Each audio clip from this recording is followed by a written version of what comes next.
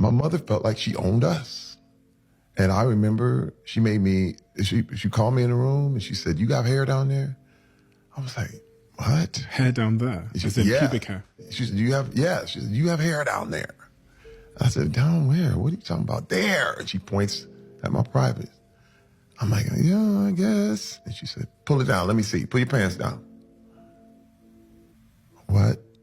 "Pull your pants down. Let me see." Man, I'll never forget it. Pull them down. I'm looking out the window. I'm just like trying to be somewhere, anywhere other than here. But it was that extreme religious control vibe where it was like, I control you to the point where I can just make you pull your pants down, inspect you. And listen, I don't think it wasn't sexual in nature, but it was definitely abusive in nature. And it was to let me know that I run this. You know something I think a lot more people are finally starting to talk about now? Narcissistic parents. Because for the longest time, people were basically taught that parents are automatically right no matter what, even if the environment they created was emotionally draining, manipulative, controlling, or psychologically damaging. And now that more people are opening up online about their childhood experiences, you're starting to realize how many people grew up in households where love felt conditional instead of safe. Parents who constantly criticized them, parents who made everything about themselves, parents who manipulated through guilt, parents who dismissed emotions, parents who needed control over everything, parents who projected their own unhappiness onto their children. And the scary part is, a lot of people don't even realize they grew up around narcissistic behavior until they become adults. Because when you're raised in that environment long enough, dysfunction starts feeling normal.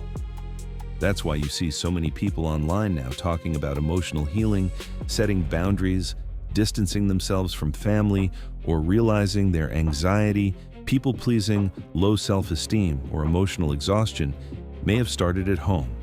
And honestly, I think conversations like this are important because toxic behavior doesn't magically become healthy just because it comes from family.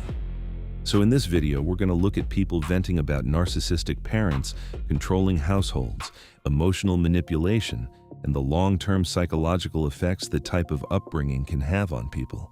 Because sometimes the people who were supposed to protect you emotionally were the ones draining you the most. A toxic parent, they think they can treat you and your kids however they want. If you're new here, I'm Micah and I help people deal with and recover from toxic families. Healthy parents aren't perfect by any means, but in general they respect their children as equal human beings, just as worthy of love and respect, and individuals worthy of autonomy. Toxic parents believe that they own their adult children and grandchildren, and they're entitled to treat them however they please. And get this, if you set limits with them, they will get so upset they can't have what they want. They will literally behave like a 5-year-old, all while saying you're an entitled brat. And as crazy as this sounds, as much as it does not make an ounce of sense, if you grew up with this person, you feel like you're the one with a problem. If you're an adult, but your parents still treat you like a child, let's talk. You see, controlling parents aren't villains. They're actually scared. Scared of not being needed. Their identity is so wrapped up in being a parent that your independence feels like an abandonment. They say it's about protecting you, but often it's about easing their own anxiety. If you do what I say, I can't relax. If you pull away, I feel like I'm losing everything. So what happens? You end up feeling guilty, helpless, or like you can't make decisions for yourself. And they try to keep you as a helpless child, clinging on to the role they only know. But here's the truth. The guilt trips, the threats, the "I'll never speak to you again," those are not signs of love. They're signs of fear of losing control. They may never change, but you can. So set those boundaries. Get comfortable with saying no. This isn't about you being selfish. It's about someone else struggling to let go. You got this. Here's why your narcissist parent freaks out whenever you set a boundary. Narcissist parents do not realize that their child is separate from them. They view their children as an extension of themselves. And so therefore, there are no boundaries that are allowed because you are them. They are entitled to you. They own you. They control you. You are a part of them, but not like in a loving, endearing way, in a I control you type of way. I know you better than yourself type of way. And so for you to have the audacity as a human being to set a boundary with your parent, no matter how small or benign that boundary is, a narcissist parent is going to freak out because you are not allowed to have your own thoughts, opinions, and needs that do not align with theirs. That is why a narcissist parent always freaks out when you set a boundary with them. If you had a narcissistic parent, number one, you were robbed. Remember, you were robbed. You're going to hear gaslighting and validating statements from people when you say this one. Say, everyone has a tough child. Wrong. Nobody has a perfect family, but a narcissistic parent is a special kind of hell.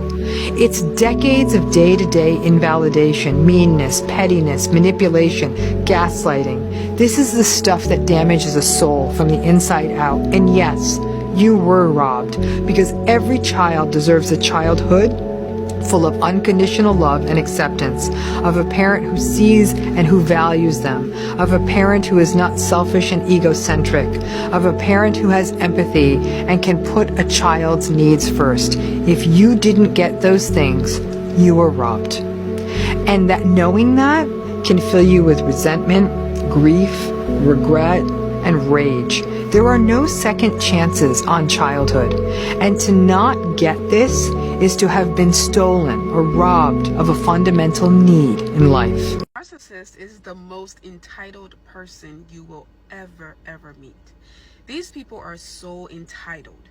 These people feel entitled to your success. They feel entitled to the air you breathe. They feel entitled to your energy, the way you talk, the way you act, your money, anything that you possess, they feel entitled to. And because of that sense of entitlement, they see you as literally their property. They see you as their property. These people are the most entitled people you will ever meet. When you're dealing with a narcissist, they feel like they have full control over you. Even your emotions, they feel entitled to your emotions. They want control of how you feel. They want to control how you feel about any and every situation, any person, any place. Control is a huge thing for the narcissist, and they want control because they feel entitled to it. This is one of the reasons that nothing you do for the narcissist will satisfy them, because they feel entitled to that. So you can go out of your way. You can bend over backwards for these people.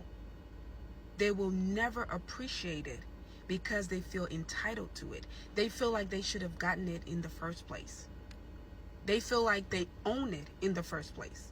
So you can buy a car for this narcissist because they don't have a way of getting around. You just took your last penny, got a car for them. If they say thank you, it would be the most empty thank you ever. The fakest thank you. Why? Because they feel entitled to that car. If you took your money and gave it to them, when they needed you the most, when they needed that money the most, you take your hard-earned money, give it to them.